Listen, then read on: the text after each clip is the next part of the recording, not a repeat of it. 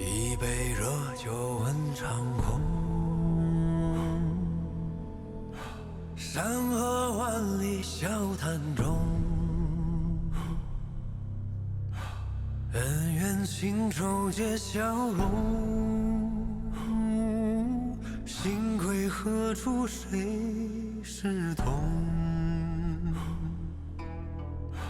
寒暑经年几风光。金戈铁马笑长空，只愿此生化作风，吹散人间万古痛。此北京苍穹，今孤勇，今离别，今归舟。就算有3000个日月春秋，够不够饮尽这杯太平酒？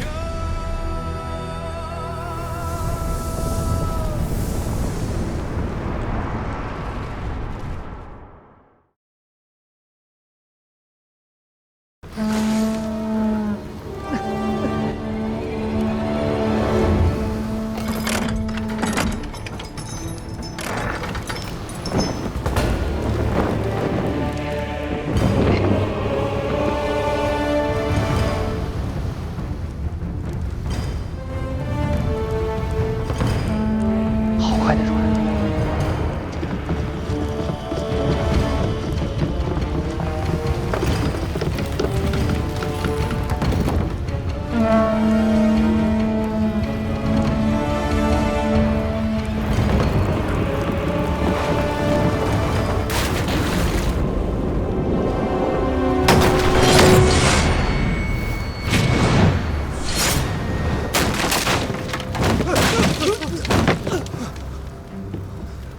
是海丘船，在这个距离上，他们可以用箭将咱们一个个钉死在船上。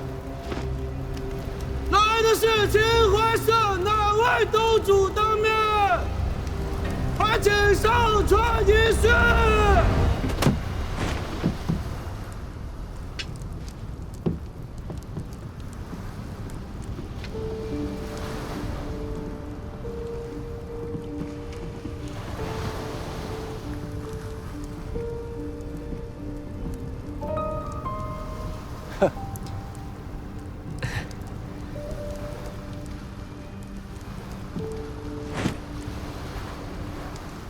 飞云长剑，剑就是命，须臾不可操之人手。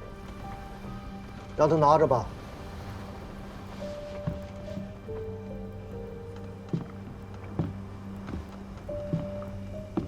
秦淮社李元清，见过大知司。原来是大东主当面，请恕文秀不恭。元清此来孟浪，也实在怪罪不得大知司。国有国法，家有家规。海上的风浪虽大，亦非法外之地。某纵横半生，未领过吴越国一文俸禄，也未吃过前王一粒米。吴越之法，与我秦淮社何事？华龙社虽不成器，好歹有蒙冲8艘，海丘16，货船无算，往还高丽、扶桑、琉球3幅旗。在这东海之上，我等便是法。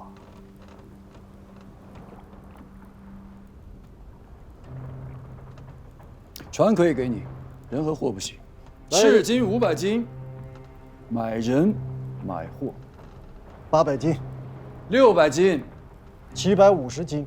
天下江山分崩离乱5、60年，谁的日子都不好过。650斤。是啊，乱世营生，家家有本难念的经。700斤赤金，少1厘1毫。大东主自请回船备战。700斤便700斤。船外那小子送与某家，做个天头。 1000斤，人和货我买了，啊，750斤，买人和货，250斤买我自己。小人乃山岳社少东主，这南唐贼绑了我，索要货物为酬金。大知司只需扣下人、船、货，连同小人一并送往衡州。赤金1000斤，一里一毫，俱会不少。大知司，这小子胡言乱语，莫要被他所蒙蔽。兴州海上，信以为先。700斤赤金，说定了。大知司真乃是信义君子，元钦佩服。外头那个，价值250斤。大东主买吗？加价300斤，我买。涨到300了。大东主要跟吗？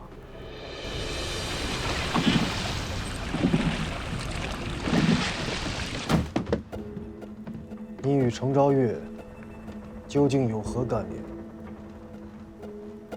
程昭月有2个女儿，一个16，一个12，确实有个儿子，尚在襁褓之中。你到底是什么人？为何要自称山岳少东？小人阿就问你最好说真话。若是有1句假话，便切你1只耳朵；若是2句，便切2只；若是3句，你的鼻子可就没了。这是真话。头却热了。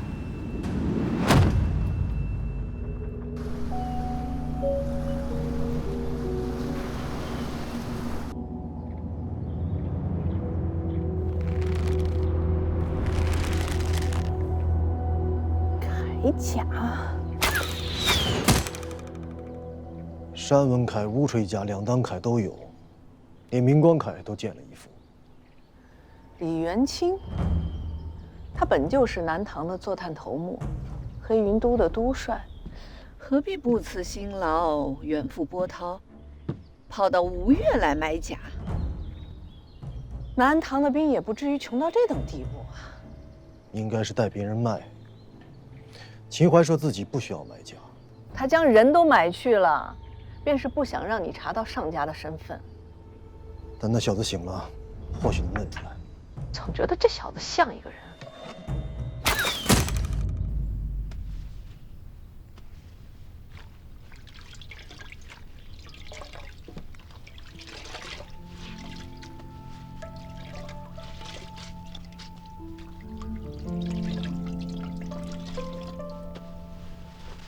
250，你醒了。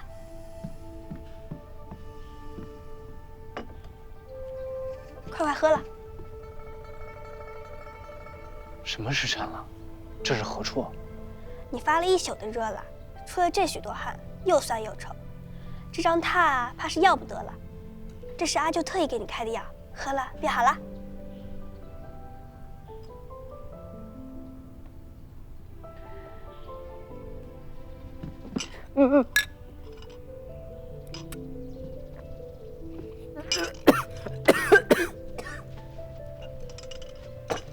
给，甜的。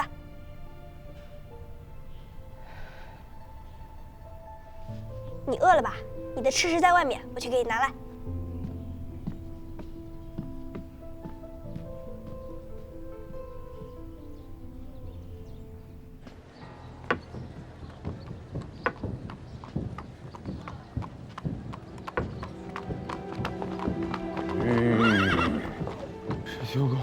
沈秋公，沈秋公，小人是学问啊！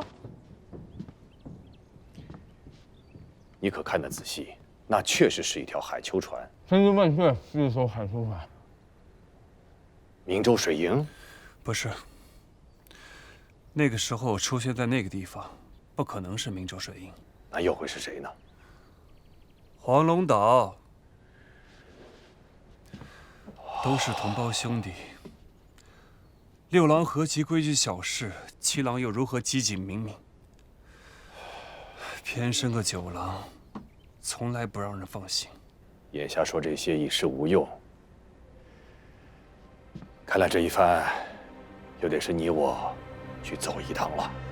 李元清此人的身份你可知晓？南唐秦淮社的大东主。你如何知晓？听你们在船上说话听来的。你为何会在秦淮社的船上？这个问题可以不答吗？那我换个问题，你是否知晓，那天夜里来的那艘货船是谁家的船？山岳社。你如何知晓？这次能说吗？能说，猜的。哎，你这250，嗯。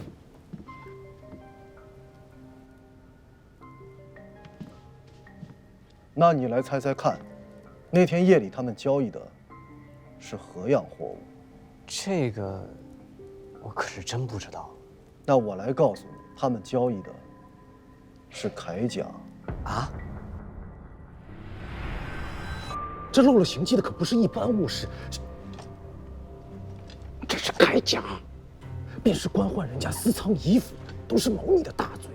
倒卖铠甲的事情一旦揭而出来，可是要问大逆的。何族男子问死，女眷皆入教坊。照你的意思，老爷子是盯上此事了。却也未见得这么快。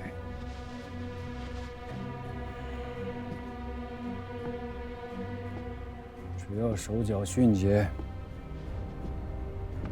还来得及补救。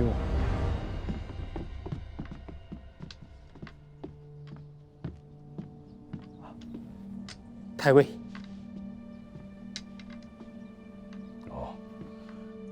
此番出库的赏赐有什么不同吗？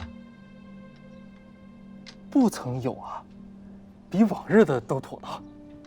比往日的都妥当啊？怎么说？往日出库的赏赐呀，不是黑便是灰，而此番呢却是大红，那颜色呀，又鲜亮又好看，拿回家去，家里的老娘婆娘裁成衣裳穿在身上，甚是体面。都是绯红。咱们内直都拿到的都是大红，听说别的都有的是绿，有的是青，也有黑灰两色的。如此说来，都是杂色。我知道了，你退下吧。是，末将告退。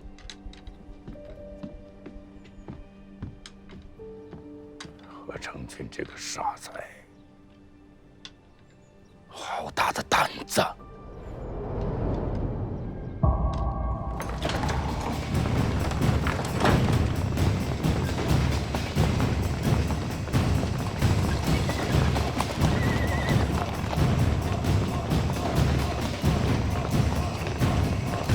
杨老三，你疯了！擅自带兵冲闯内库，你有几个脑袋？都给我听好了，在这个院子里，是人家何都将和狄都兄弟们的财产，我们只管将所有的账房与仓库上锁，然后便退出院外，只管守住外围，不许人进，更不许人出。明日午时之前，若要跑出去一只耗子，钻进来一只蚂蚁，都是咱们兄弟们的罪过。严通，擅自带兵封锁内库，我这便去禀报大王。无需你去禀告大王。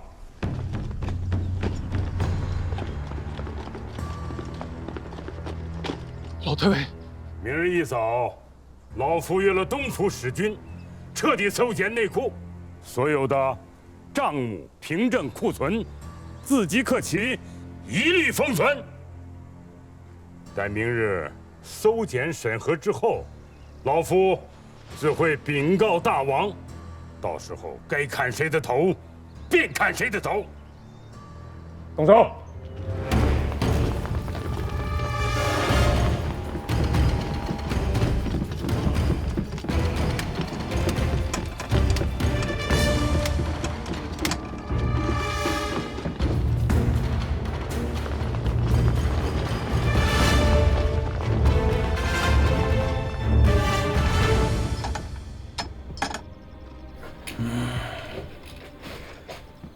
这老不死的猝然下手，连个转圜的余地都没有。其他东西都好说，库里的甲尚未补齐，明儿一旦查起来，这正是无论如何也平不了的。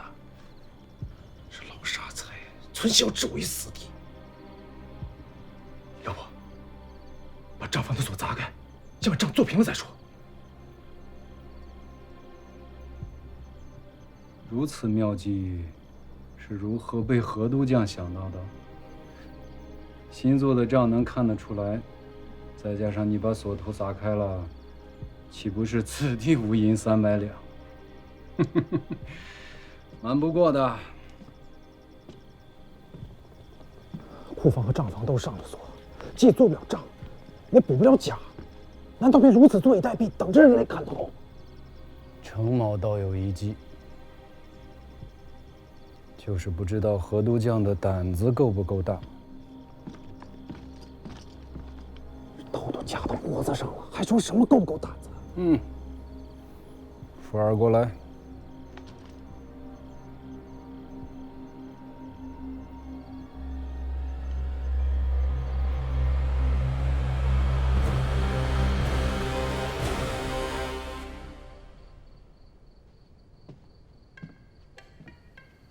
喂，250，我后来加价了，300。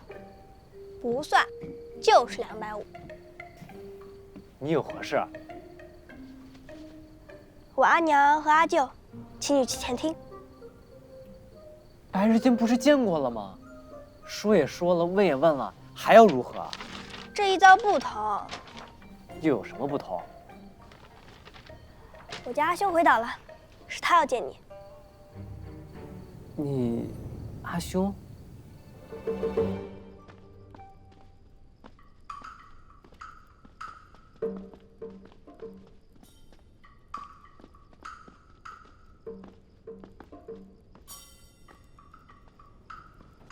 水丘宫，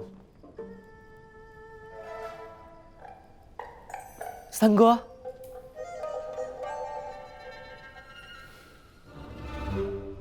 三郎能将虎子带回来吗？准定是能的，你就放心吧。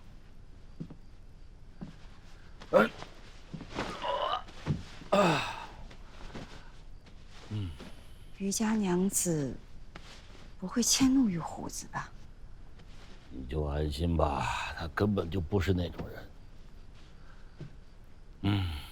早点歇息吧，顾的身子恐怕是熬不了夜了。不好了，来人呐！不好了！大王，出了什么事？大王，开门！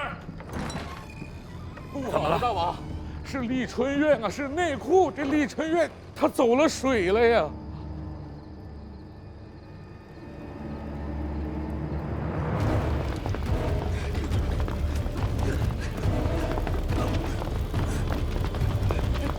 快！这小鬼头，口中半句实话也无，倒真有乃父之风。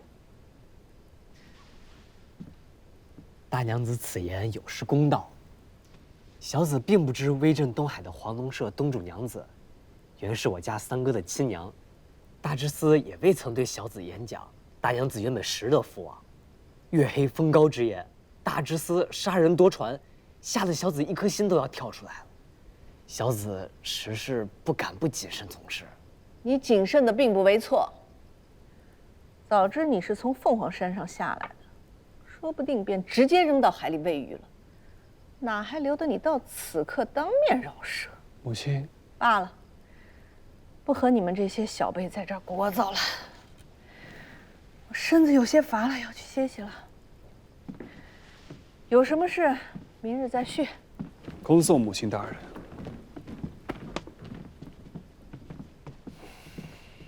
行了，你们兄弟自去画吧，我也乏了。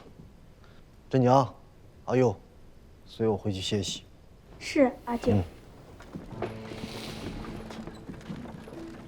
恭送舅父。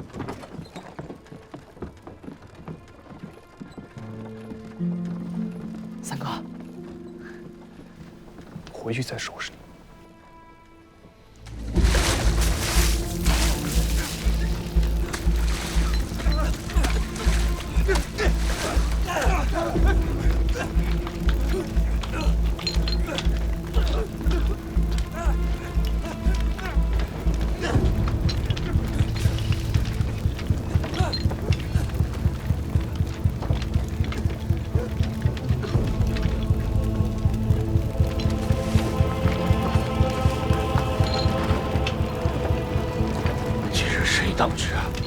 谁当值啊？回禀皇上，今日是双日子，按规矩，该胡令公轮值内衙。何承运何在？让何承运那个杀才滚出来见我！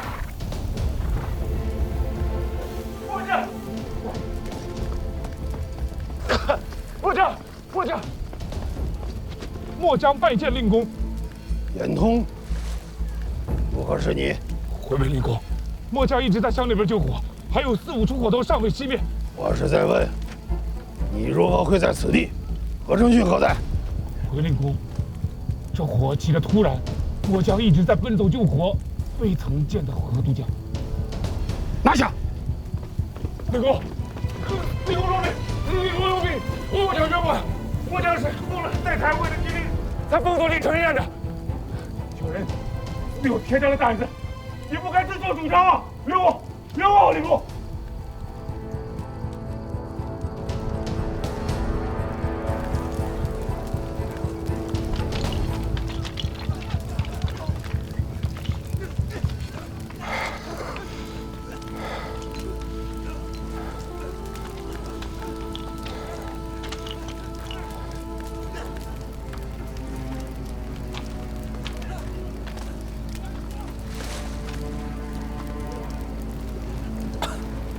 皇上，药床监狱吧。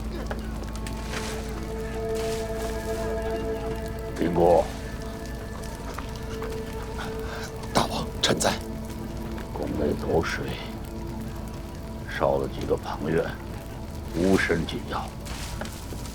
小狱内外，不得慌张从事，擅行谣言者，斩！臣奉教。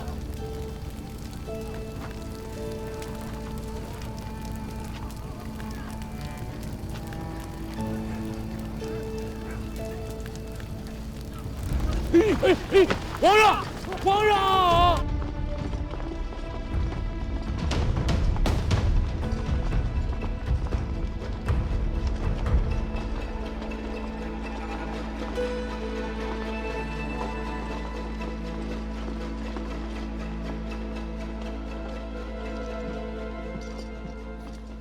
如何了？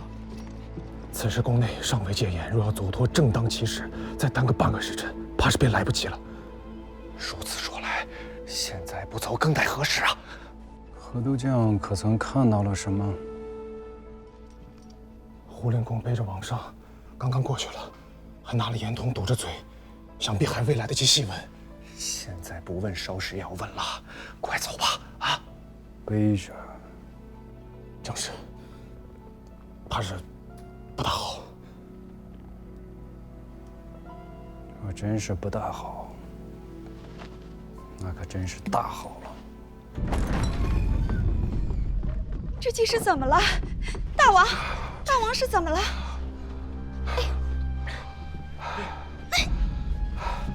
快！夫人，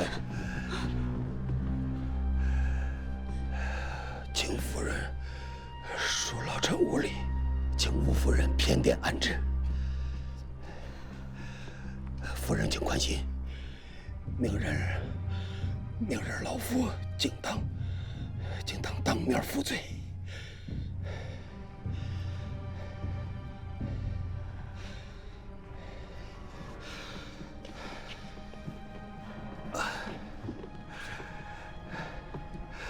寻一个堕跌之人，传唤2名公医来药丹院。是。务必谨慎小心，不得走漏消息。胡金思素来英明阔决，万万瞒不过他的。既如此，趁着宫中大事未起，早早散出宫去，各自归家等死吧。先生此计有几分把握？若王上身体并无大碍，便只有2分机缘。我从此一病不起，却又如何？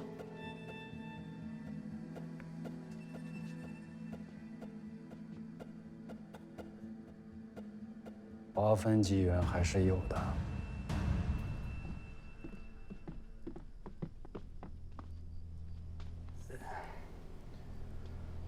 说实话，启禀督监，王上脉搏极浅，切齿无根。说人话。回督监，这腹肺之象，乃是一家气绝脉之一。这王上恐怕是病因呢？自去岁孝献世子薨逝以后，王上悲情入心，伤了肺经。冬天的时候又染了风寒，迁延近100日，早已根基动摇，沉疴直入肺腑。今夜骤然惊怒，一并发作了出来。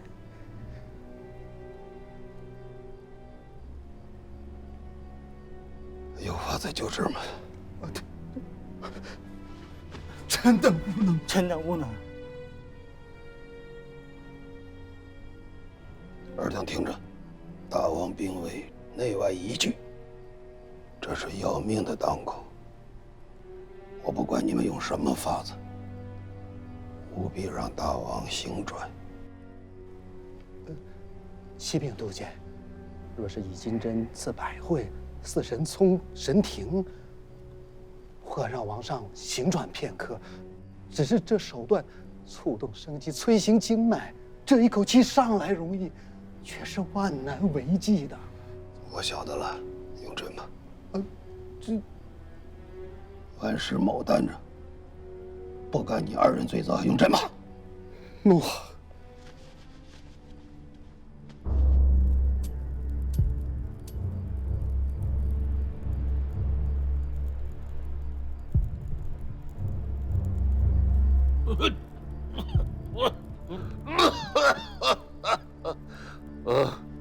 大王，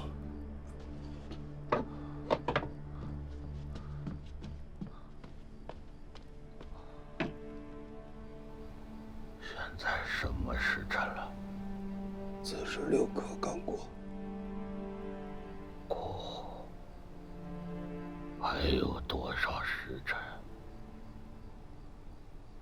老臣万死请大王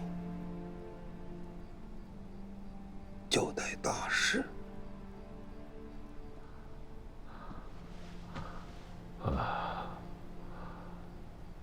林公留下，其他的人出去。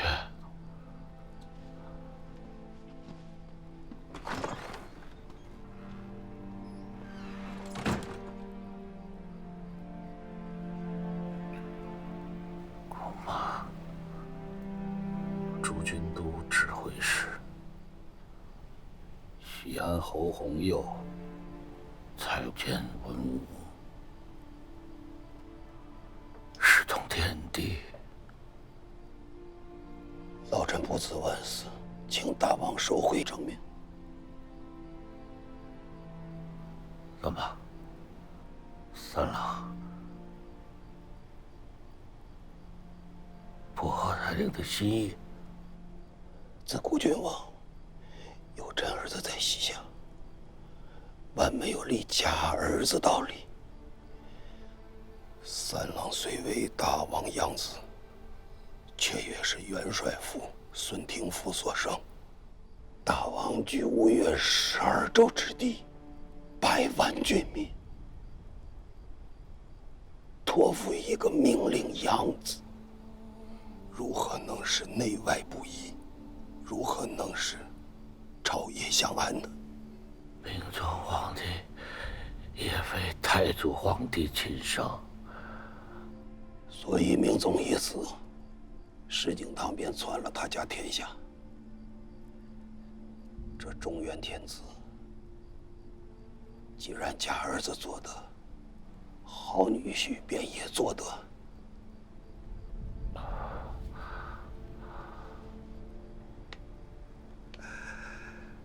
大王，中原之地乱了几十年了，父子相残，君臣世序，乾坤颠倒，有些事迫不得已，所以将错就错。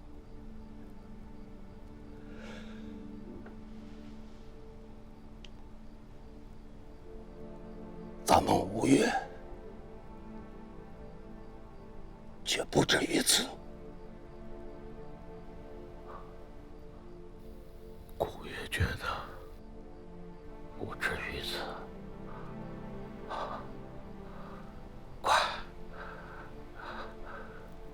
快叫刘郎入宫。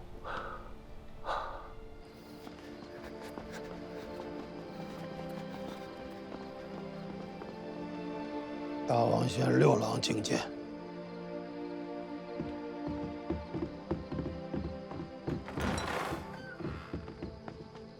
老刘郎，这是何意？大王教命，只选了六郎，未曾选得七郎，请郎君殿外候教。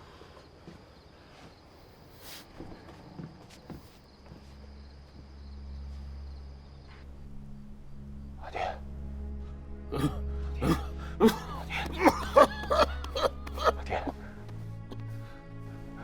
阿爹。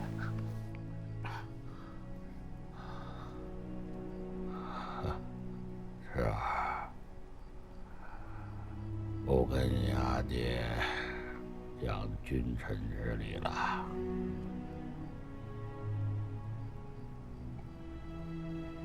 人终有一死，有什么好说？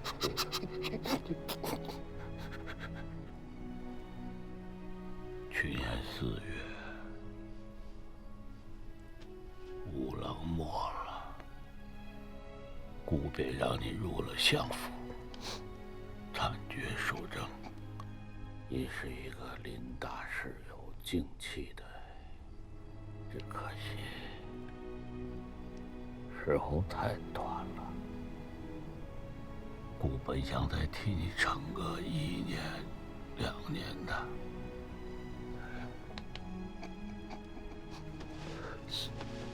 父王不要说了，父王赡养圣体，国中、家中文武公卿、宗亲兄弟，12州69县100万军民，可无洪作，不可无父王。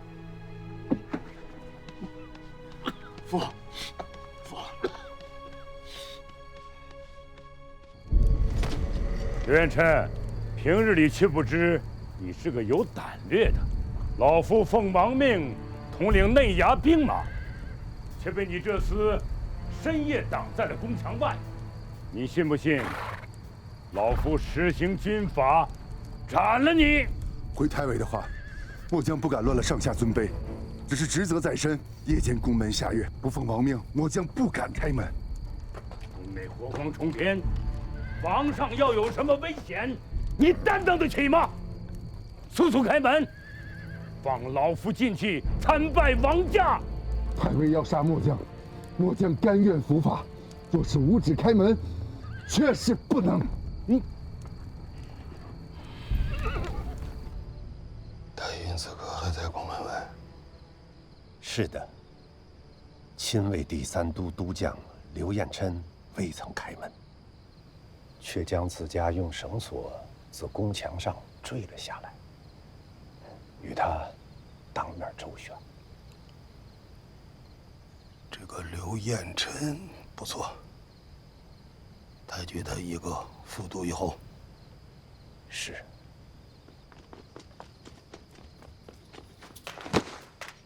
末将，亲卫第1都何承勋，有破天大事，要禀告老灵公。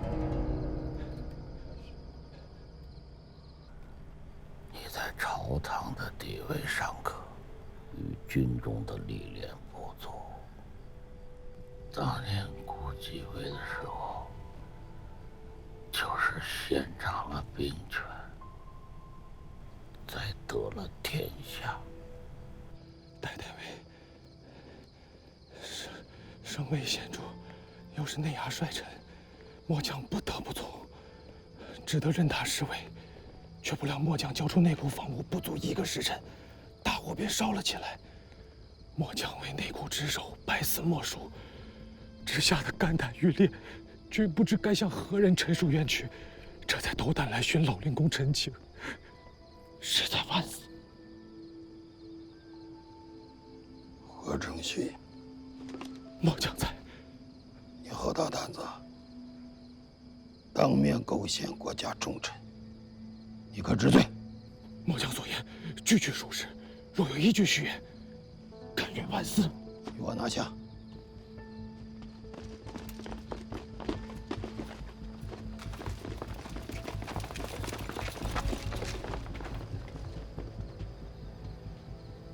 父亲，今夜代孕举措，确有不妥啊。是啊，你记着，你继位之后，宫阙、红釉不可继续领位，否则国中万难安定。阿爹，元宗老臣皆不可托付，儿子该怎么办？先王遗训，善事中原大国，善事中原大国，善事东南市民，善事东南市民，善事军中将校，善事军中将校。若能笼络举家，自可加恩。加恩。我不能，处事要果断永决，万不可纵，妇人之仁。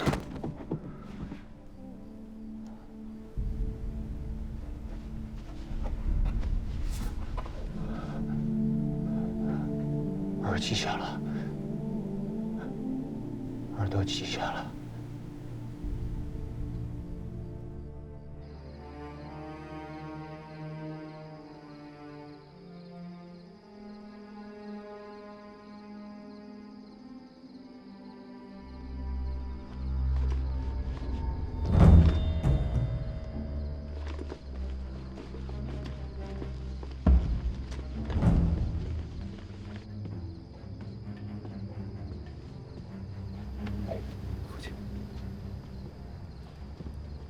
三郎手里的弓箭弩暂时无力，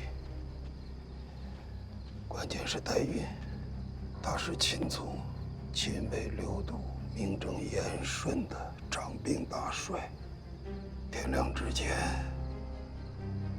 我还能以论职恭进的名义，将其拒之宫门外。一旦天亮了，他要闯进来，事情便不好办了。应该不至于吧？大魏更替，这是何等重大的事情，谁敢掉以轻心呢？眨眨眼睛，说不定老母鸡便变成了鸭。100年来，最不少的便是乱臣贼子。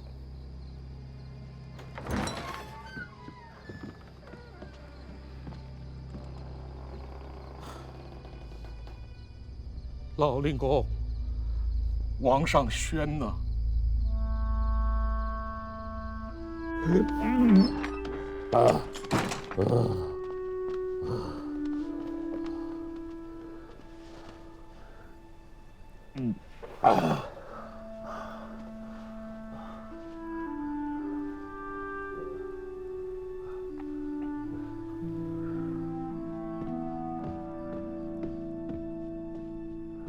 元公，宇宙仪表奏告汴梁天子，请你见教太傅镇海、镇东两镇，节度副使钱弘佐为中书令吴越国王，老臣奉教。苦死之后，朱三郎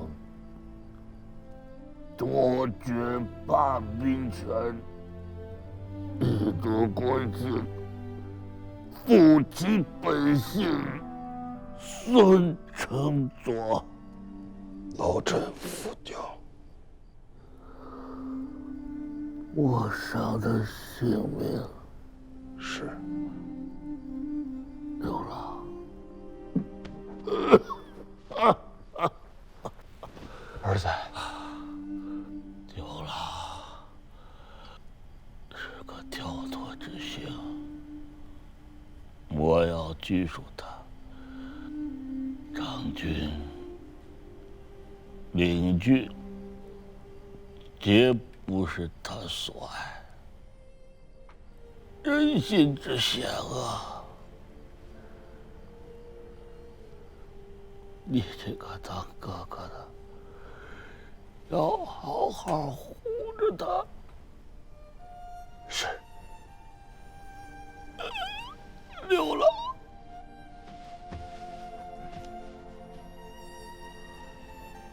东南五岳，托付于你了。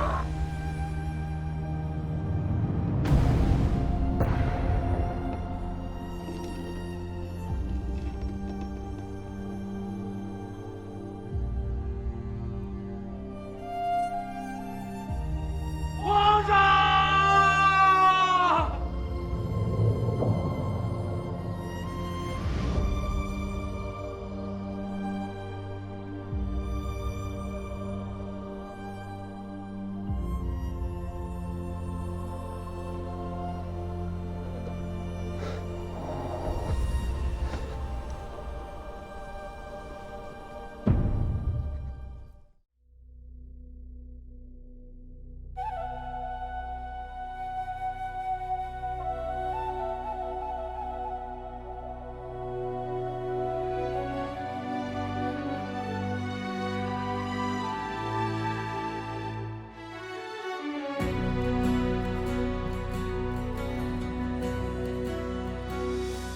几万里冲山去，几万里大江奔腾，几万里战马嘶鸣，几万里此情无声，几万里陌上花开，几万里鸿雁归来，几万里风雨峥嵘，几万里梦游归程。